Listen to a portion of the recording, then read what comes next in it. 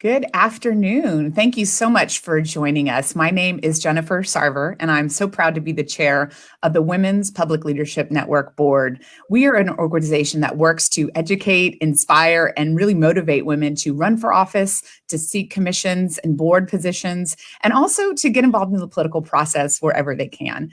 Today, we wanted to have a conversation with three women who have been there and done that and get their personal perspectives and their ideas and their insights to share with all of you. We've solicited questions ahead of time, so I have a list of questions to ask our panelists today, but we also really invite you to engage with us on social media. Comment, ask questions. We want this to be a discussion, a dialogue. If we were all sitting around a table, we'd be having some coffee or maybe even cocktails, depending on the time of day. But this is supposed to be a friendly chat, so thank you so much for joining. I'll just give a quick introduction of who's with us today, and then we'll dive right into the questions. But we have New Mexico State Representative Kelly Fajardo, who's dialing in from Santa Fe, where they are having session. We also have Libby Sabo, who's a former county commissioner and state legislature from Colorado. And then Ellen Troxclair, who's a former city councilwoman in Austin, Texas, my hometown. So ladies, thank you so much for joining us. Thanks, Jennifer. Looking forward to it. Great Wonderful. to be here. Well, I'm going to go ahead and, Kelly, thank you. I'm going to go ahead and start with you, actually, because you are our current elected official. And I'd love to just hear from you about why you chose to run for the legislature. Oh, I'm not even sure if I chose it. I think it might have chosen me. So when I got asked to run years ago, and it was one of those times where it's like, it's an open seat. We'd love for you to run. And I had this, idea back then. It's like, oh, I can't do that. I'm not qualified. I'm not an attorney. I don't have $1 million in the bank. I'm not this. I'm not this. I'm not this. And the list of everything I wasn't was pretty long. But then I kind of started getting involved with politics, started going up to Santa Fe, meeting people. And I just realized that, oh my gosh, our elected officials are normal people. They're everyday people. I was a wife. I was a mother. I had a business. I was involved in the community.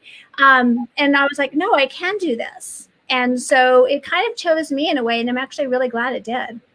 I love that you said, I didn't think I could do it. We hear this a lot from women in our training programs, that this imposter syndrome, like, well, it's not for me. I couldn't do it. I saw you nodding your head vigorously, Libby, when Kelly was talking. So why don't you tell us about your experience and what made you run? Because I know you've been in a number of different positions. Yes, kind of the same as Kelly. It found me. I got a phone call from our state party chair one day, and I had in my mind that he was going to ask me to run our county. I live in the third largest county in Colorado for the state party and kind of manage all of the campaigns and keep track of them for the state party, because that's kind of what I had been doing on a volunteer basis. And when he said, well, I'll come to you because the state party is pretty far from my house, I knew something was up. So he asked me, there was an open seat, just like Kelly, and he said, we think you'd be a great fit. You're really your community. You encompass all of that. And I said, well, gee, I'm so flattered, but no, thank you. When you find a good candidate, maybe I'll run their campaign. And he just kind of looked at me like, really? So then he set out on a mission to have every state senator and legislator call me and look into it. And ultimately, after some long deliberations with my family and begging God not to make me do it, here I am.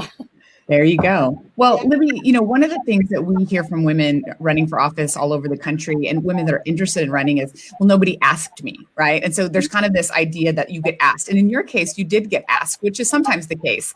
Ellen, that wasn't the case for you, though. Well, tell us a little bit about why you decided to run. Yeah, it is amazing, that statistic, that it takes women, I think, an average of 7 times to be asked to run for office before they decide, oh, okay, maybe I could do this. For me, it was just that my frustration about Austin's rising property taxes and cost of living really outweighed, and the lack of nobody who shared my values or who was speaking about the things that were important to me and my family. So it was the lack of policy and the lack of candidate. And I thought, well, if I have the ability to do this and I don't, then I can't complain. I tried to talk so many other people into running, and ultimately nobody was willing to step up. And so it kind of fell on me to, it was kind of a God thing. I woke up one morning and thought, I think I want to run for office, even though there was nothing in my past that would have led me to believe that was a good idea. And just like these other ladies said, I mean, I didn't feel like I had the right qualifications. I was 29, so I was ultimately the youngest woman ever elected to the Austin City Council. So there were plenty of things going against me. I didn't know the right people at the state level. I didn't have personal money to spend on the race. I didn't have a degree in political science or all of these things that we talk ourselves into thinking that we need. But ultimately, I'm so glad I stepped up, because clearly other people had the same frustrations that I did. And without my voice, they wouldn't have had anybody representing them at Austin City Hall. Yeah, it's always so interesting when you feel that gap, that if nobody's running, I've got to jump into that. And running a race at the city level, at the state level, at the county level is challenging. And we hear a lot about the concerns that people have about what it does for their family, what it does for their finances, and then in this social media age, wanting to put people up on the pedestal and watch them fall. There's a lot to learn, but there's also a lot of kind of personal courage that it takes to run for office. And I'd love, Kelly, if you just tell us a little bit about what's one thing you wished you knew before you ran that you can share with people who are listening today who might be considering running or looking at running. When I first ran, I had this idea that this was a part-time gig. It's like, I'm going to go to a session for 60 days. I can do all these other things. It takes a lot of time. It really does take a lot of time. But at the same time, as much time as it takes, the reward is amazing. And so it's been such a rewarding experience to be a part of, to be able to help people. I get more joy when I get the phone call about somebody who needs help with their unemployment benefits right now, and they're trying to figure that out. That is more satisfying to me than sometimes coming up to the legislature and debating bills, because you're really meeting the needs of the people. You're with them, and I love that aspect. And I didn't realize that when I first started running, and because I represent a rural district, I do get a lot of constituent calls, and those calls are very important to me. And it has taken a lot of time. It does take a lot of work. My kids were young when I first started running. I always joke, my first campaign, I was out door knocking every night. My teenage boys learned how to make Spam. So it's always an interesting thing, but just the work involved it's the most hardest and the most rewarding thing you'll do. Yeah, Libby, you've had the opportunity to serve at the state legislature and its county commissioner, and also in a appointed position in the EPA. I assume that you share that love of public service that Kelly talked about. Why don't you tell us a little bit about, when you ran, you mentioned that you talked to your family about it and you prayed about it. What kind of support system did you have when you ran? And then what kind of support system really helped you when you were in elected office? So, of course, my family, you kind of have to get that buy-in, because it's not just you running or you serving. It's kind of a whole family kind of thing, whether you need to drag them along to every type of dinner or whatever you have to go to. It's not just like Kelly said, being in the chambers and debating bills. There's a lot of ancillary things on the outside, and you really have to get that buy-in from your children and your spouse and, your parents, whoever is your support group, in order to effectively do it, because there's a lot of times where things happen and you end up staying till 2 a.m. in the legislature. And if you have kids or whatever, and you don't know that's going to happen when you leave to work that morning, right? And so you have to just be nimble, and everybody has to be nimble around you. And it's a learning experience for everybody, Yeah, being nimble is a good skill we're all learning, right? Yes, Exactly. One thing I found, when I ran in 2018, and I'm single, I don't have children. And so I didn't have to ask anybody's permission necessarily, but I too wanted to get that buy-in. And I kind of surrounded myself with a kitchen cabinet of very dear friends that were going to be there to support me throughout. And I think whatever that looks like for you, whether that's your immediate family, whether that's a friend network, a social network, it's so important to get people who are going to be there for those moments, those 2 a.m. moments. There's moments where you wake up and you're like, what am I doing? Why am I doing this? And somebody to talk you off the ledge. Another question we get a lot from people, and I have one question that came in for this panel is, what advice do you have for moms of small children seeking public office? And you all have referenced your children. Ellen, I'd like to tell you to tell us a little bit about your experience, because I know you had children while you were on the city council. Talk to us about managing that and what advice you might have for people with small children that are interested in running.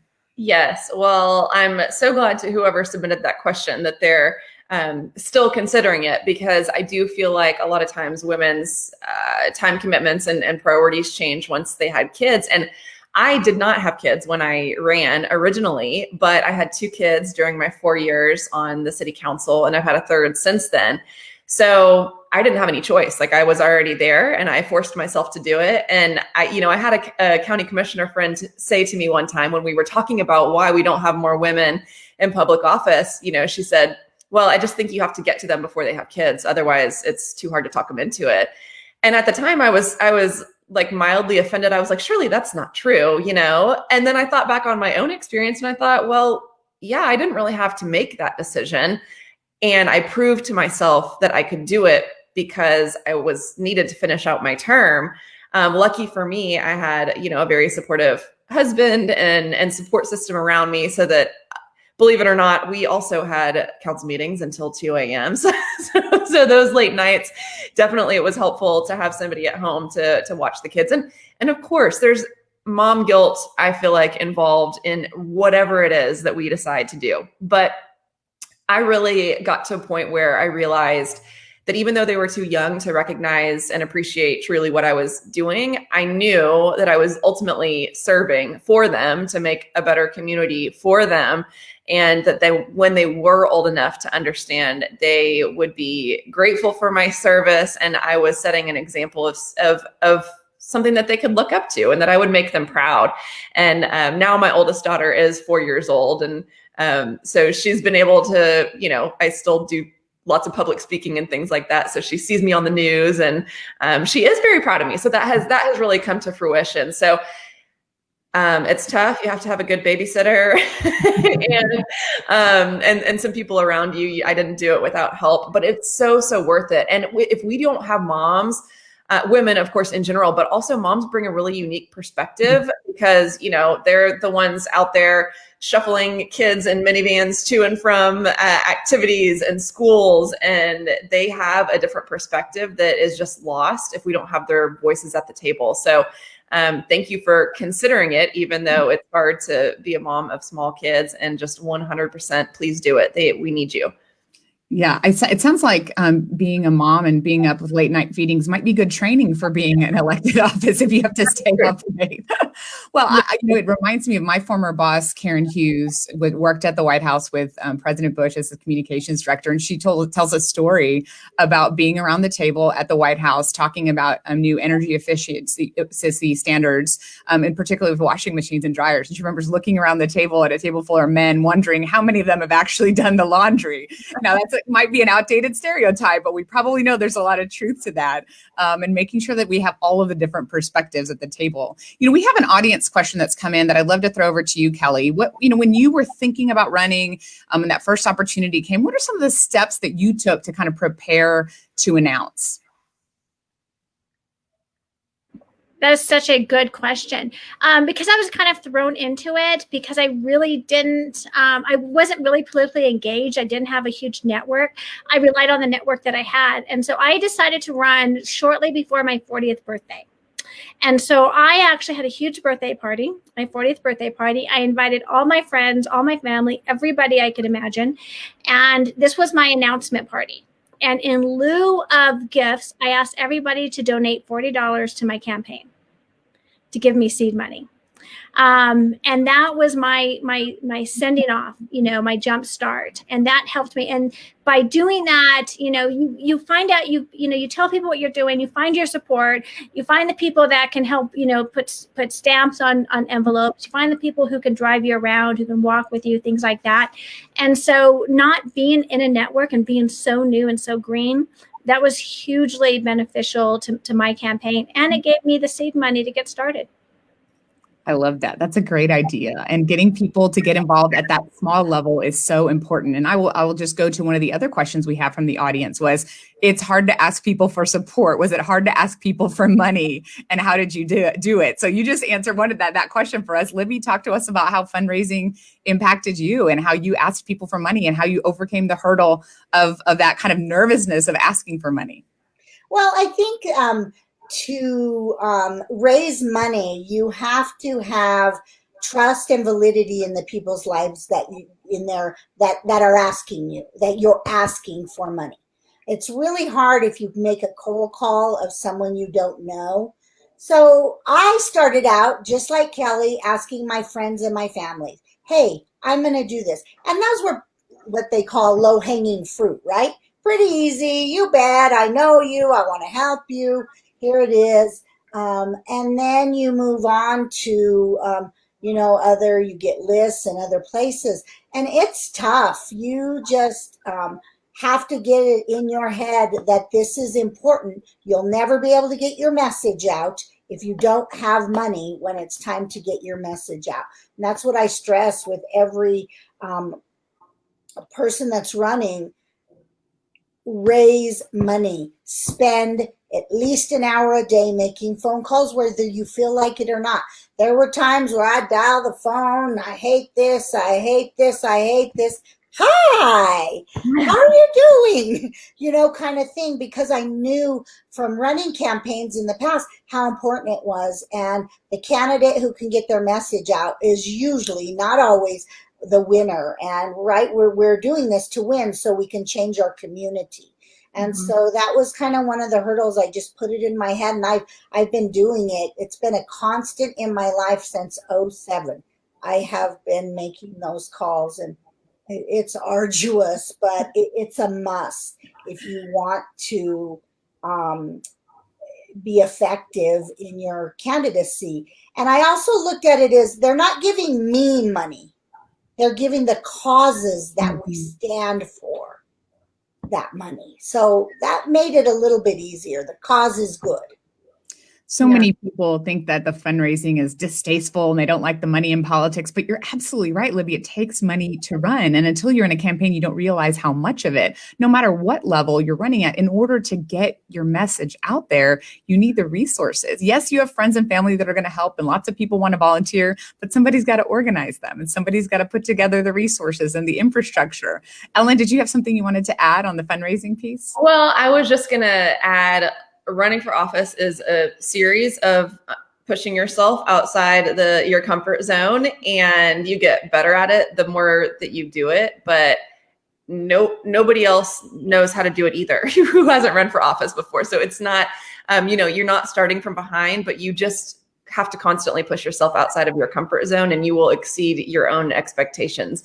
My tip about raising money is that we had a $350 campaign contribution limit in my race, which is not true of all races, but that was a pretty attainable goal I sat down and I made a list of, 20 people who I thought would give me $350, $700 if they were married, and how much, $1,400 if they had 2 kids. So there were ways to get up there, but it's like, hey, if you give me $350 today, I won't call you again next week. But if you give me $100 today, I'm gonna call you again next week because we really need the help. And also I used events as a way to kind of get sponsorships and give people feel like they were getting some kind of return on investment on the money that they were giving me. So when I had my campaign launch, I got photos taken and I put up a website and all that stuff. But then like a week later, I had my official campaign launch. And in that meantime, I was making phone calls asking people to contribute $350 to be listed on my host committee as part of the group that's supporting me.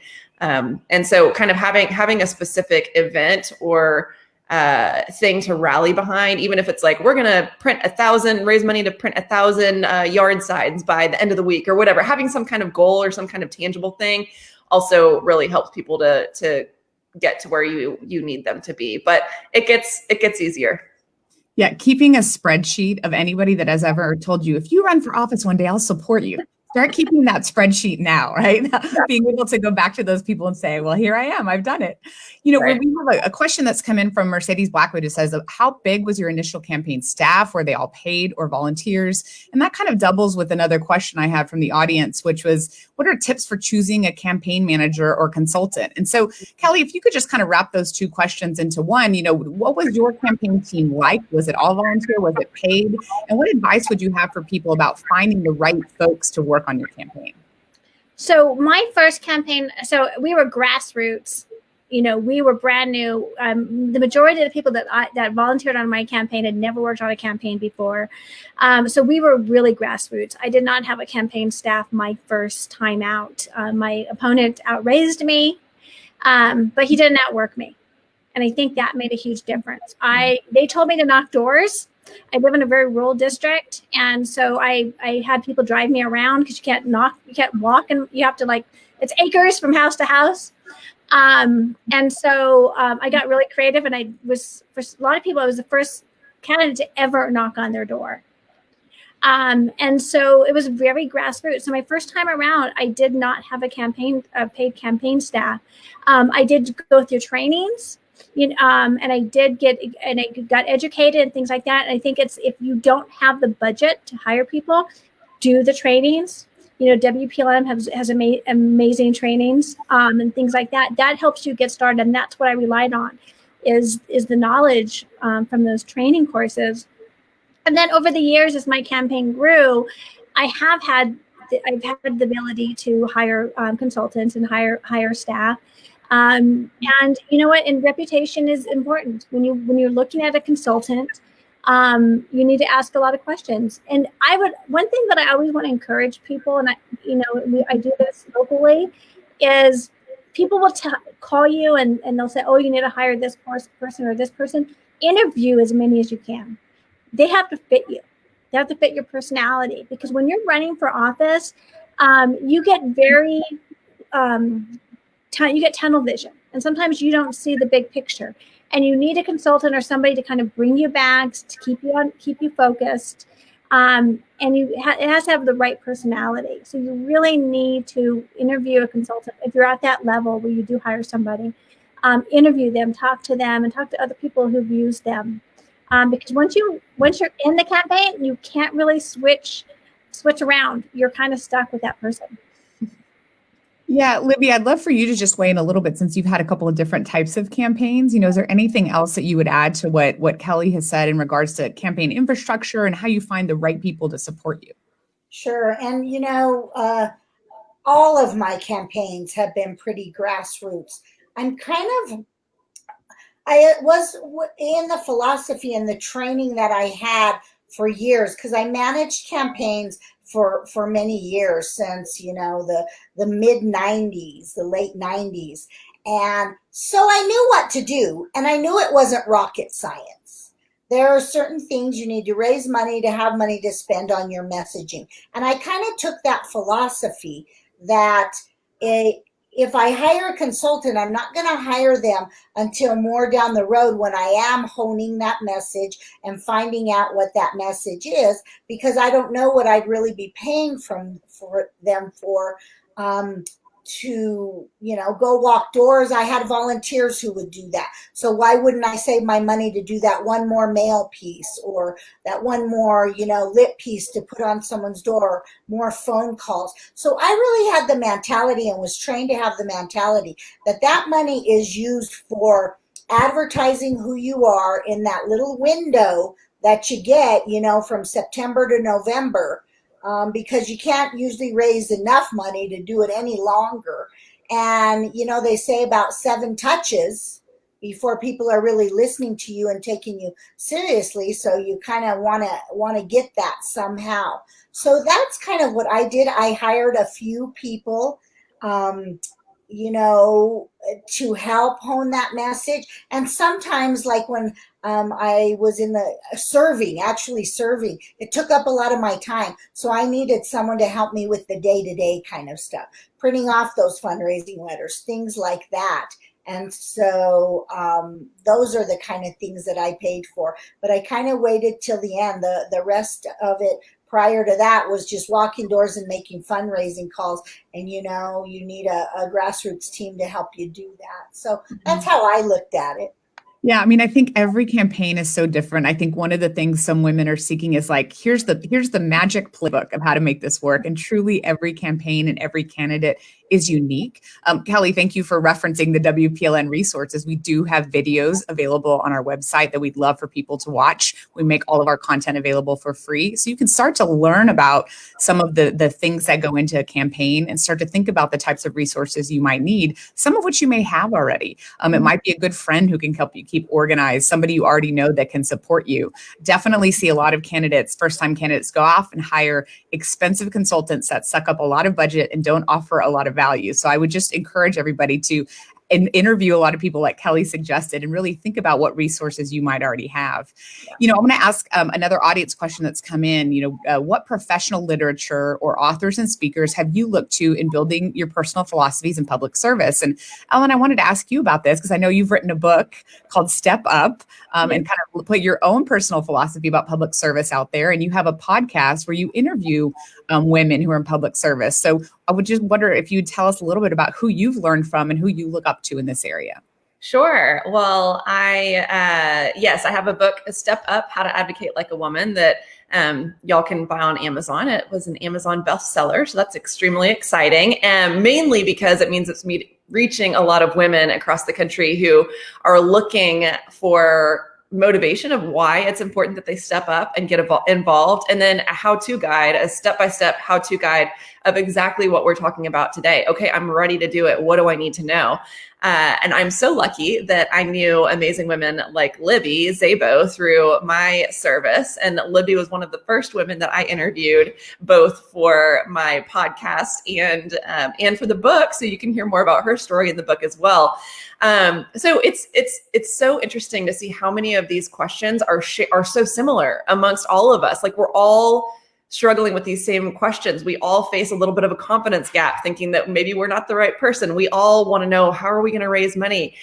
One thing that I want to touch on is you have to be the hardest working person on your campaign. It's not, I'm going to do this and a bunch of other people are going to make it happen for me. You have to be willing to put in the sweat equity that these ladies just talked about, doing the block walking, making the fundraising calls. And it's really, really hard, but it's so worth it. So I love, so check out the podcast or the book if you need a reference guide. And there are a couple of other really wonderful resources out there. But honestly, I think that women in office understand that they need more reinforcements to kind of back up their voices. So I also obviously don't reach out if you're planning to run against them, but reach out to women in your community who have run for office before or are currently serving and just say, hey, I'm thinking about this. Would you mind meeting with me and giving me your advice and, hopefully eventually endorsing me? I love that. One of the questions that just came in that I want to jump into, because it was such an interesting question that I face, and I'd love for you all to think about this. How many of you are working full time at a job or running a business while also campaigning? And I will say, when I was running my campaign, people kept asking me, what did you do with your business? And I said, well, my mortgage payment didn't stop coming.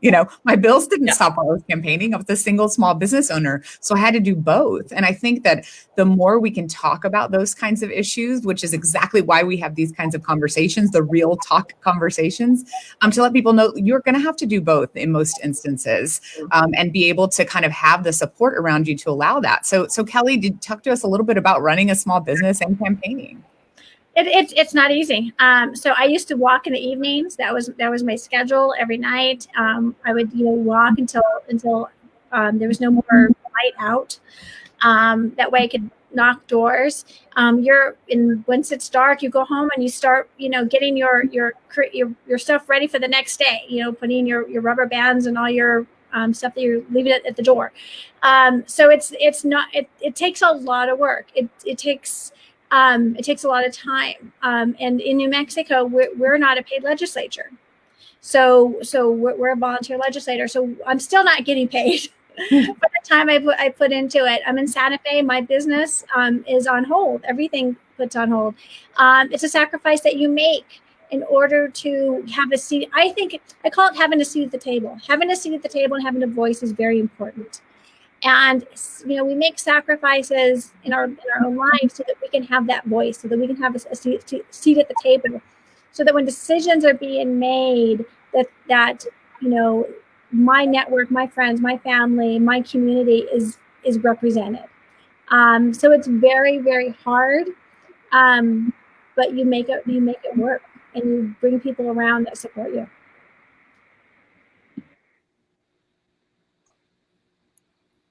Oh, Libby, did you have something to add to that? Yeah, you bet. Of course, I worked. I was a mortgage broker when I first started to run, so it was a little bit flexible. So I could flex if I would walk in the day. You'd pick older neighborhoods where you thought more people might be home than at the night, and so I could be a little bit flexible with that. But I want to talk a little bit about actually when you win and when you're serving and then trying to run again. Because a lot of times if you're if you're a state rep, you run every 2 years anyway in Colorado, and you never stop campaigning or fundraising. It just, you win, you take the next day off to say, whoo, and the next day you're making those fundraising calls again and doing the things that you need to do to be prepared. Plus also figuring out what bills are going to serve your community well. What did you hear is going on in your community as you were walking those door to door, in that prior campaign? And so when I was a county commissioner, that is a full-time plus job. The state legislature says it's not full-time, but it turns out to be full-time. So I don't know where they get that. But the county commission is definitely full-time plus. And you have got to just get scrappy and figure out how you're going to do those things. I remember several times in meetings, I would fundraise through text messaging. I would just say, hey, I'm running. Can you, send me a couple $100 or whatever, and depending upon who the person was. And so you have to just be diligent and be ready to put your head down and get running and don't stop until it's over.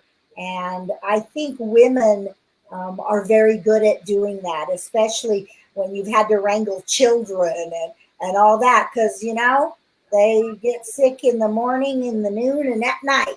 And you got to be ready to go if that happens. So I think we're well trained as mothers to kind of take on those jobs and, really hit the road running. Plus, I believe, if you're there to serve, you're going to do your very best. And I always appreciate that about Ellen and all my women friends who have run for office. We're in for the charge. And when we're done, we're done. Well, we had a couple of people comment earlier on, women are really good at multitasking. So this is a little bit easier for us.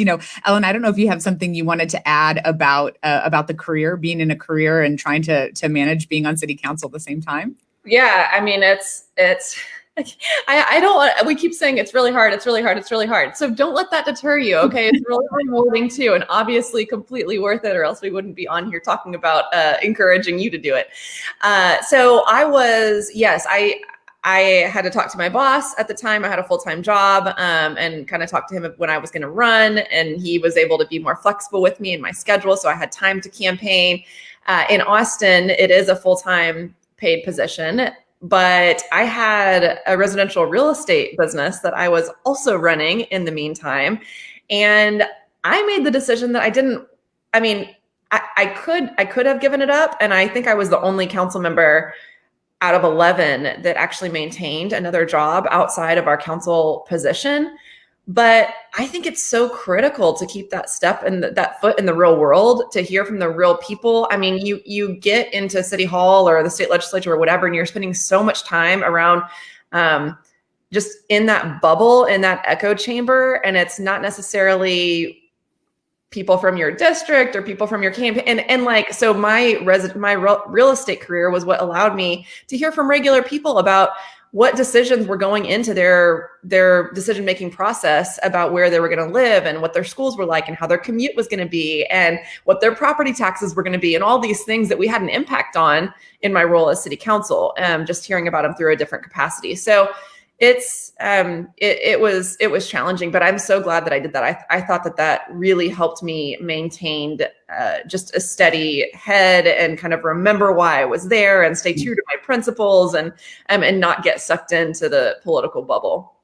Yeah, I think for women and anybody really that's considering running for office, making sure that you have that kind of that real people's perspective, right? That you don't lose that, because it's very easy to get caught up in the campaigns and the consultants and everybody that's talking to you during the campaign. But keeping your feet grounded and keeping your head out of the clouds and into the real issues is so important. And that leads into a question that we just got from somebody in the audience. What is your best advice for how to be effective once you're elected? And I want to go back to you, Ellen, on this one, because I know you did write about this in your book and you talked a lot about that. So I'd love to hear from you on how to be effective once elected. So we talk a lot about getting there, but what about once you get there? And how do you serve? Okay, I mean, first and foremost, I had amazing staff. I hired really well. I hired people who I knew I could trust and who would be on my team. And they were just amazing. I had 4 full-time staff in my office. So they were a huge help. Number 2, I think that I don't want to say you have to pick your battles, but you have to understand your environment, right? I was the only conservative on a very liberal council. So it was there were many votes that were 1 to 10.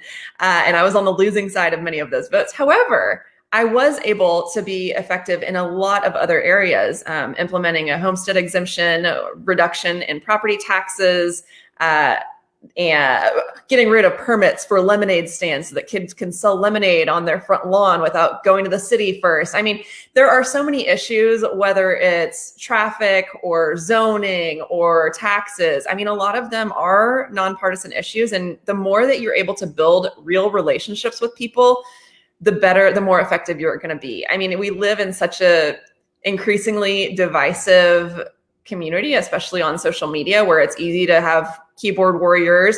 But when you're forced to spend time with somebody who disagrees with you politically and you're on the dais together and you're serving those late nights together, you're able to find, if you approach them as a person first, worthy of respect and dignity and being open to listening to their ideas, ultimately at the end of the day, if there were things that we just simply weren't going to agree on, that's fine. And there were plenty of those, but there were also plenty of times where we felt like we were able to find compromise, or we were able to find interest areas that overlapped.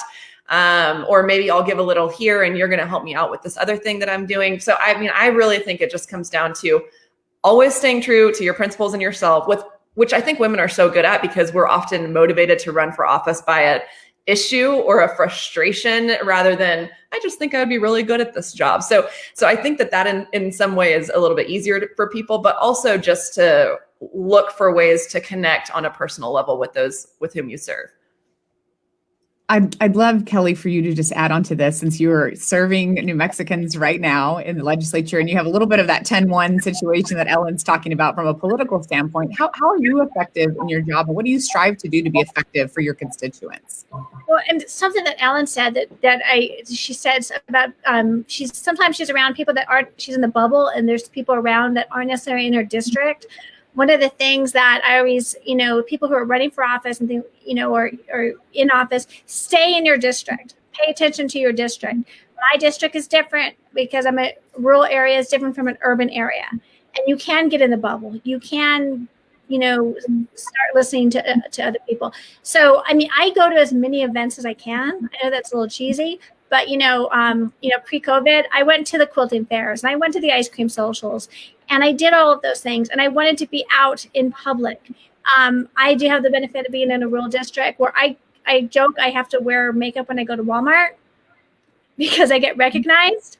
And so I talk to those people. They stop me when I'm buying my oatmeal.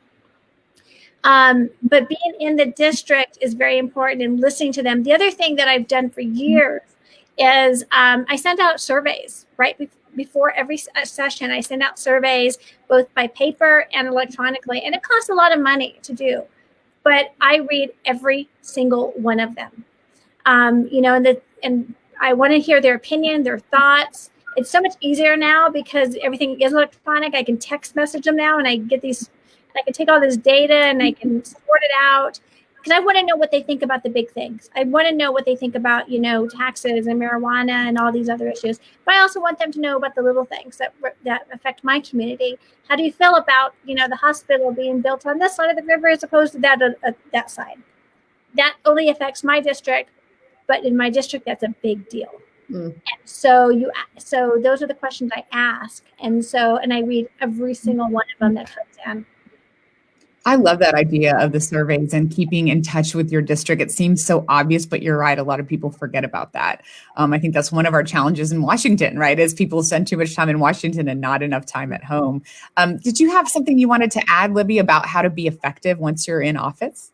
Well, I always have tried to serve with, don't lose my focus, why I went there, and always make sure that we, the people, are on my mind when making decisions. That's who we serve, we, the people, not the people inside the building. I would tell my staff that all the time, because they would say, oh, and we're going to spend our money on da la la. And I say, wait a minute. It's not our money. It's their money. And they work very hard for it. And I always kept that focus, because you know what? We were all just a citizen at one time, and we're all going to go back to be a citizen, and hoping that our elected leaders, and like you said, Jennifer, in the Congress, I don't think they're looking at us. For 4 years, they've looked at the president, and they've had their eyes so focused on him, they forgot about us, who are really paying the bills for the programs that they want to see move forward and paying their salaries. And I really think in the whole thing, to keep our focus on the people that we're serving has always kept me. And, Kelly mentioned that, and Ellen, be out there, go talk to real people, and see what their struggles are and try to serve them. Answer every email, every phone call. I did the surveys too. And what I thought was maybe on the hearts of my constituents wasn't always necessarily their first or second issue. It was on their hearts, but not, something that they wanted me to take care of. And so it's a real eye opener, and there's no better folks to tell you than we, the people. And they're willing to give their 2 cents every time you ask. I think one of the most important positions you can hire for once you get elected is your constituent services, right? Who's going to help make sure that you're connecting, you're answering those emails, answering those calls, engaging with your constituents, because that is who you are there to serve. I want to ask a question that we got from somebody before the broadcast started. For someone who lives in an area where the same people hold elected positions for many years, what can you do short of moving? And this is an interesting challenge, because we know that incumbency has been one of the historic challenges to getting more and more women elected, because men have been traditionally the ones in office, and a lot of times they haven't left. And so what is your advice? Do you challenge? Do you move? Do you look at other offices? I'd love to hear what you guys have to say about that. And I'll start with you, Kelly. I say all of the above. I mean, you really, really have to look at the district, and you have to look at who's there. Do you have somebody there that's been there a while, but they're not representing the district well? Are they disconnected from the district? Are they not paying attention? And that's why you want to run? Then, yeah, I think, you need to look at challenging that person. If you have somebody that's really respected, that they are doing a good job, you know what? I have an honest conversation. How long are you thinking about being here? I don't want to buy a new house in a different district and have you retire next year. But those are conversations that you need to have, and don't be afraid to have those conversations with because what's going to happen is if he is looking, at retiring, he's going to be looking around for somebody to support, and if you have, the guts to talk to them first, that's great. But you have to look at the entire big picture. And then let's be honest, we're going into redistricting cycle. Every state, every community, that matters. In the state of New Mexico, we've lost a lot of people. So our numbers and our our lines are going to be redrawn. And so, you may be in another district by the end of the year by default. And so there's a lot of things happening and moving right now. And so look at all the above. I think you have to look at everything. Ellen, did you have thoughts on that? What people should do if somebody's been in office for a long time, and what kind of things should they do to help shake things loose? Well, first of all, I would look at all of the offices, all of the people who represent you, right? I mean, there's so much focus sometimes on the federal level, but actually it's the local level that can often impact your daily life on a more significant basis. So, what about school board? What about city council? What about county commissioner? So look at those. If the office that you're talking about is a congressional office, maybe start with one of those. Also, if there's an issue, I guess just kind of piggybacking on what Kelly said, but if there's an issue that you don't feel, if you're running because the person, even though they've been there for a long time, is no longer representing the district, challenge them. Because if you feel like that, there are probably a lot of other people in your community that feel the same way, or that would feel the same way if they knew about the decisions that they had made or the votes that they had taken. So figure out what that issue is that really sets you apart. And kind of, if you do decide to challenge, make sure that is kind of the main focus of your campaign. Like, this person said that they were going to do this and they didn't, and I will. Or this person said that did you know that they voted this way? Or whatever it is, whatever is important to your community, and kind of make it an issue campaign rather than a popularity contest.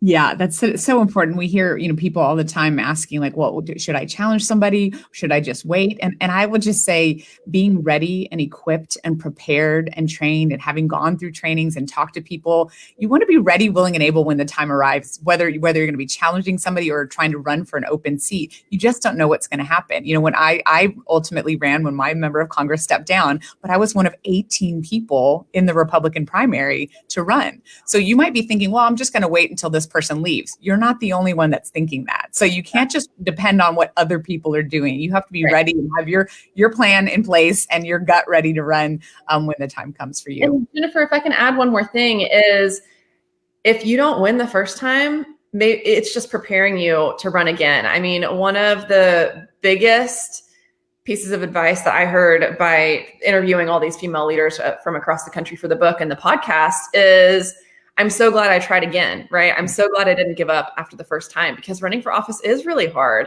But you're building kind of that, you're building your base, and you're going to be even more prepared next time. So even if it's daunting thinking about running against a long-term incumbent, maybe you run this time and you're not successful, but maybe they do step down in another couple of years. And then that way you have a leg up on all of the other candidates the next time. You already have kind of your voter rolls and your contact list and your fundraising list and all of those things. So just don't be scared if you fail the first time.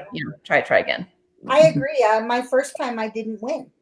And I ran for the state Senate and I lost by 1%. And then I ran for a state house seat 2 years later. And my husband used to say to me, "You might not be so lucky this time. You might win." and so the first thing I always tell people when they ask me, I'm thinking about running, what can I do? And I say, if you don't win, don't go away. We need you in our party, or we need your expertise, or try again, because it just doesn't always work out the first time. It depends on the year. Timing is everything in all of that. I live in a term limited state, so every office has term limits. So we don't get to have people go on and on and on for 40, 50 years.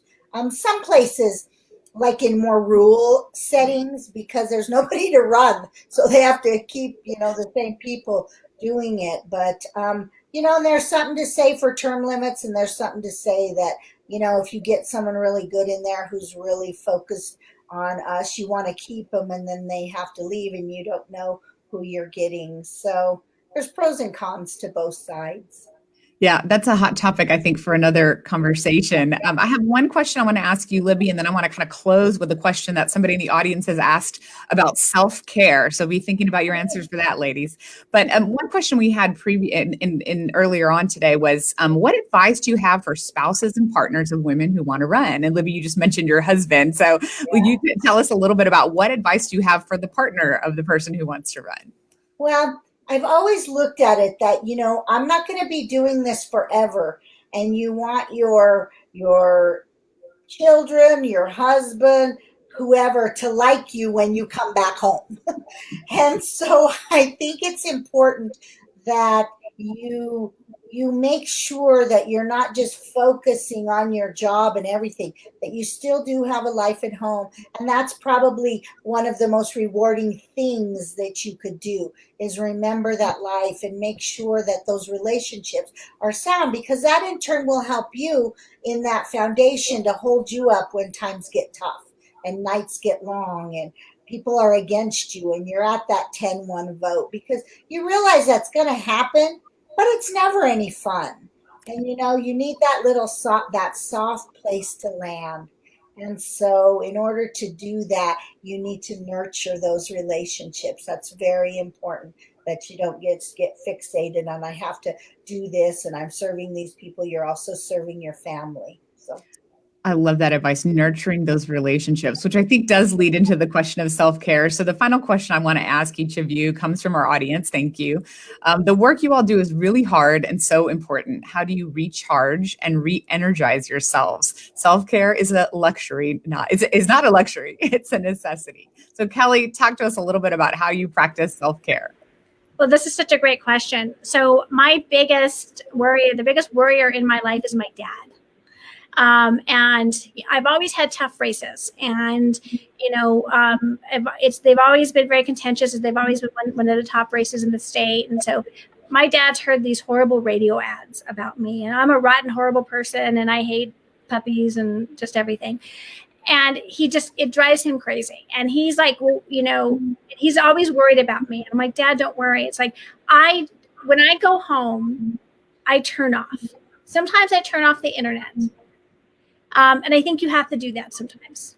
You turn everything off, you shut it down, you read a book, you meditate, you exercise, whatever it is that you need to do. If you have to schedule it, you do it.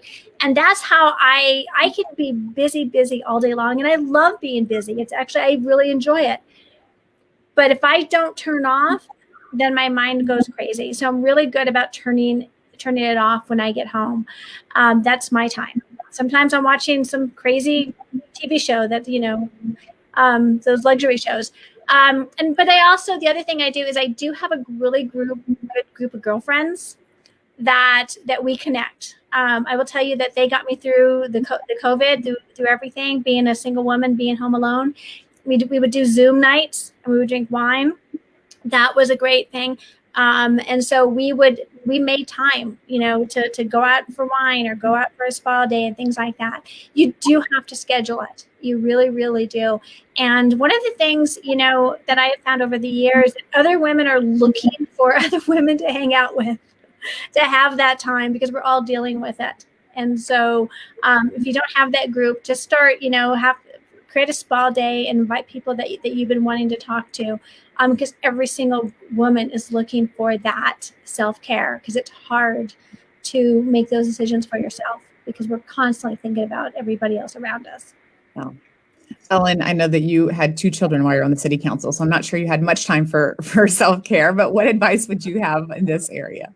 I think, although this is not directly self-care, but just developing a thick skin, and knowing that you could get 100 great 100 supporters, and like that one negative comment on Facebook or whatever it is can really get under your skin. And just know from the beginning that haters going to hate, and that you're doing it for the right reasons. You're going to believe in yourself. So, just kind of self-confidence and positive self-talk and from your support system around you really goes a long way. So just it's hard sometimes, but don't get discouraged by by the people who just exist to bring you down, because it is a little bit divisive out there. And then for me, it's sleep. Like, I wish that I could be one of those people who could get 4 hours of sleep and then just be so productive the next day, and I can't. Like, I need 8 hours of sleep. And so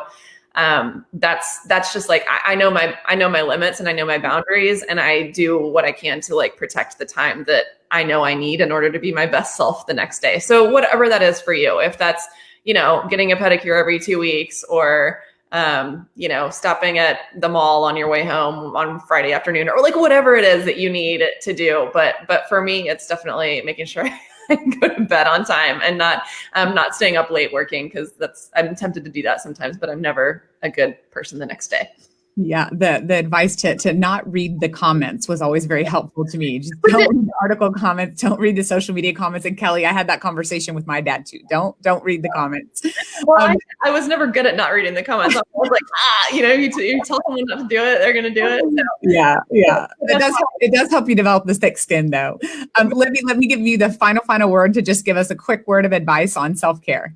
Well, yes, staying on focus, and sometimes reading the comments get you off focus. Mm-hmm. After a while, I ran a race where they spent $1 million of negative influence in my little district. And my husband said, Libby, we're not going to look at those anymore. We're going to put them in a drawer, and then we're going to take that and the best mail piece they sent against you, we're going to frame and put in your office. And I've had it in my office.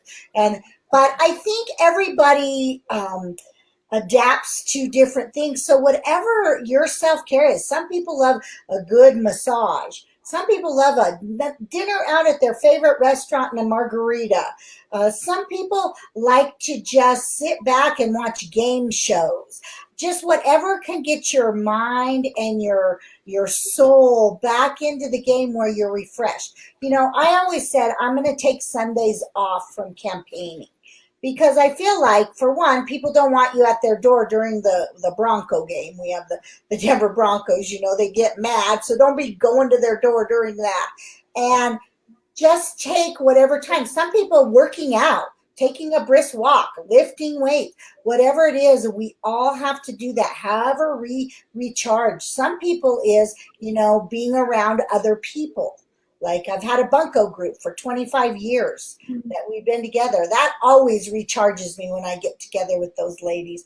And so I think you need to figure out what really soothes you and brings you just back into that road to run again. And, I kind of like all of the above. So, yeah. Well, I can't wait until after COVID. I would love for you all to come to my house for bunco and margaritas. All right, we're coming.